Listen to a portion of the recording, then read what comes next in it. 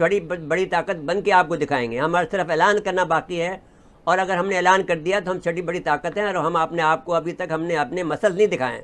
खुली और इंडिया दहशतगर्दी को हम कहना चाहते हैं कि हमें ये बात सिर्फ ऐलान करने की ज़रूरत है। इसके बाद में ना इंडिया मुकाबला कर सकता है, ना अमेरिका हमारा मुकाबला कर सकता है। हम इतनी बड़ी ताकत है।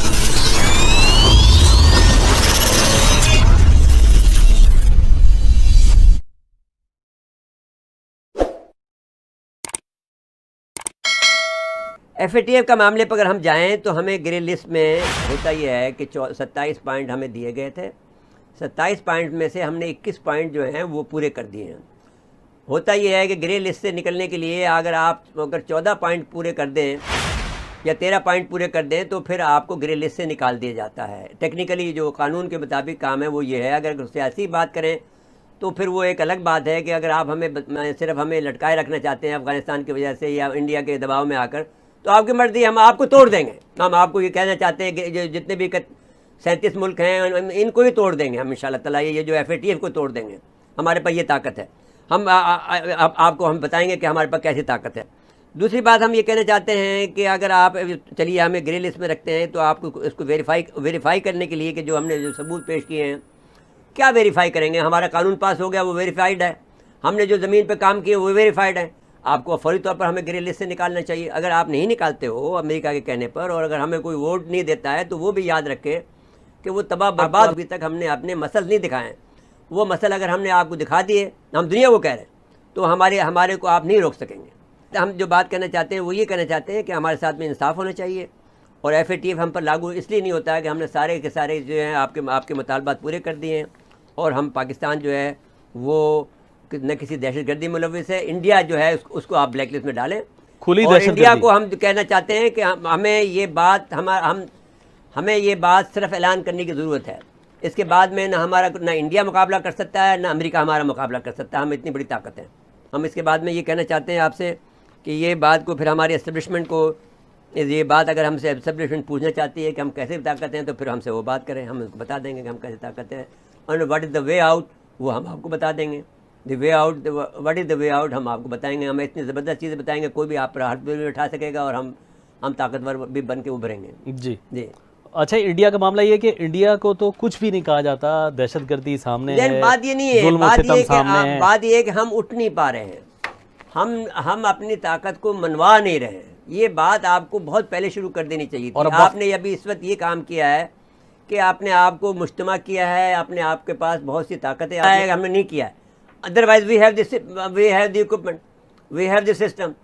आपने देख लिया कि आपने आज़रबाईजान भाईजान ने इनका S-400 को तबाह बर्बाद कर दिया जी। तो हम जब इंडिया के पास आएगा हम तबाह बर्बाद कर देंगे, हम उनकी बेटियों को उड़ा देंगे। बिल्कुल। हमारे पास हम साइबर के अंदर बहुत आगे बढ़े हुए हैं। हम आपके हर चीज़ को जाम कर देंगे, हम बैंकों को जाम कर देंगे जी। जब वक्त आएगा तो हम बता देंगे हमारी कैपेबिलिटी क्या है। हम आपकी कैपेबिलिटी उससे ज़्यादा, जब वो कहता था जनरल आसिफ गफूर भाई, वो ये कहते थे कि हम आपको हैरतज़दा कर देंगे जी, हम आपको जो है आपको सरप्राइज देंगे। वो ये लफ्ज़ इस्तेमाल करता था जी। तो वो लफ्ज़ बिल्कुल दुरुस्त कहता था।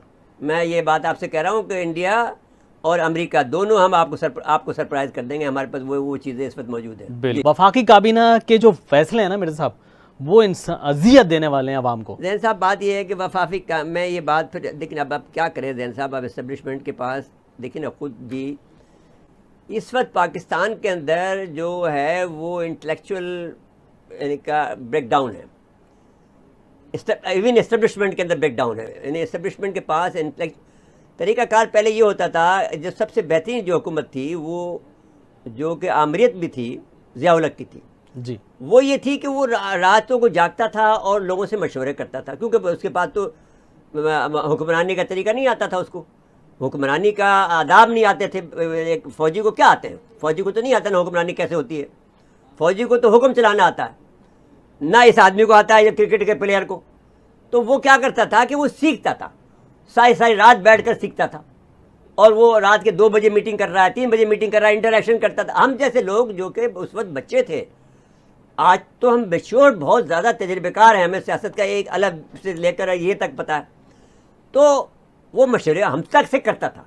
यानी वो बात ये होती है कि वो ये मशहूर है ये बात कि अगर आपके पास कोई मशवरा करने के नहीं मिले तो दीवार से मशवरा कर लो। तो भाई सारी दानिश जो है पंजाब में ही है क्या? मैं ISPR में कोई आदमी जाकर आदमी मिल नहीं सकता है आपके DG से आपसे, यानी इंटर सर्विसेज पब्लिक रिलेशन के अंदर अगर आप खत भी भेजो वो वापस आ जाता है। किस किस्म के आपने ये निज़ाम बना रखा है? तो आपने मशावरत को तो खैर बात कह दिया, अब आपके पास अकल कहाँ से आएगी? आप तो बेअकल लोग हैं, इसमें तो कोई दो राय नहीं है। सियासत के अंदर फौज में आपकी कमांड है, उसमें कोई आदमी आपको चैलेंज नहीं कर सकता, जो आपका सब्जेक्ट है जी। तो अब हम आपसे ये कहते हैं कि अगर आप नहीं समझोगे तो आपको वो आदमी कहाँ से मिलेंगे, आपको राय कहाँ से मिलेगी? आपको बॉटलनेक पे आप फंस जाते हैं, कोई रास्ता। ये कोई तरीका था कि IG को अगवा कर ले आदमी, कोई आदमी? फिर इंसल्टिंग होती है उसके बाद जो नहीं, कुछ होता है। न बताओ कोई तरीका है? या आप IG को आप IG नहीं मान रहा है तो ना माने, कोई बात। आप उनको कहते हैं आप अपने ऑफिस पहुंचे। बताइए कि उससे क्या फायदा मिला गया? एक कैप्टन सफदर को आपने हीरो बना दिया तमाम दुनिया का, एक छुट भैया आदमी जो जिसको बीवी तक लिफ्ट नहीं कराती है उसको आपने लीडर बना दिया, उसको इस तरह अगवा करके। क्या करना चाहते हैं आप? बात ये आपने यानी कोई अकल की बात करो तो भाई समझ में आता है।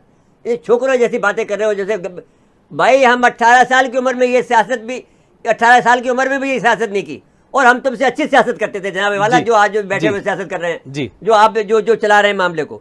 अब आप जो कह रहे थे ना कि ये भी क्या करें, इनके पास कोई लॉर्ड भी तो नहीं है ना, लॉर्ड बेटा तो वो क्या करें? भाई साहब ज़ैनुल आबिदीन साहब मोहतरम, हर आदमी को चाहे कितना ही दाना क्यों ना हो, इवन प्लेटो क्यों ना हो, अफलातून क्यों ना हो, आप रेस्टोरेंट क्यों ना हो, अरस्तू क्यों ना हो, हर आदमी को मशावरत की ज़रूरत है, हर आदमी को इंटरेक्शन की ज़रूरत है।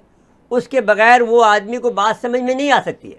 आप याद करें, छोटी छोटी बात होती है, हम आपसे मशवरा करते हैं, हम अपने ड्राइवर से बात कर लेते हैं, हम अपने किसी से भी बात कर लेते हैं, तो हमारे वो एक कोई अजीब सी बात कह देता है, लेकिन हमारी बात वो समझ में आ जाती है कि वो असल बात क्या है। तो जब तक आप मशवरा नहीं करेंगे किसी दाना आदमी से, तो फिर आपको नहीं, आपके पास तो डंडा होता है साहब, ये स्टिक आती है जो भी बाहर की है, आपके मुल्क की भी स्टिक नहीं है जो आपके हाथ में, उसमें से कहाँ से दानाई आएगी? चले अल्लाह करे कि आ जाए। अब मुझे ब्रेक लेकर आ जा रहा है जी, कर ले लीजिए। नाज़रीन मुख्तसर वक्फा है, वक्फे के बाद दोबारा आते हैं।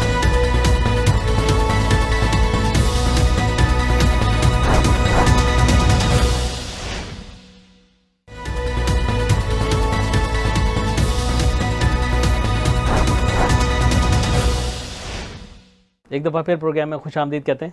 मेरे साहब, कराची का मामला जो है ना हल नहीं हो रहा है। वफाकी हुकूमत ने ऐलानात किए हैं, अभी तक कुछ दिया नहीं, और सिंध गवर्नमेंट से तो उम्मीद ना रखना चाहता हूँ जी।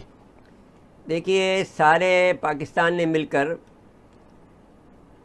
कराची के लोगों को रुस्वा किया, और जानबूझकर मैं ये कहना चाहता हूँ कि जो उर्दू स्पीकिंग लोगों को जो ये कहते थे कि हम इस बात पर उनको गुस्सा था कि ये लोग ये कहते थे कि हम पाकिस्तान बना के आए हैं, हमारी तहज़ीब तमद्दुन बहुत अच्छा है, हम गंगा जमनी तहज़ीब के मालिक हैं, उसकी सज़ा देने के लिए इन्होंने MQM से वो गंदे काम करवाए जो कि जिन पर लगाया उनको, जो कि फिर उसकी रुसवाई हुई।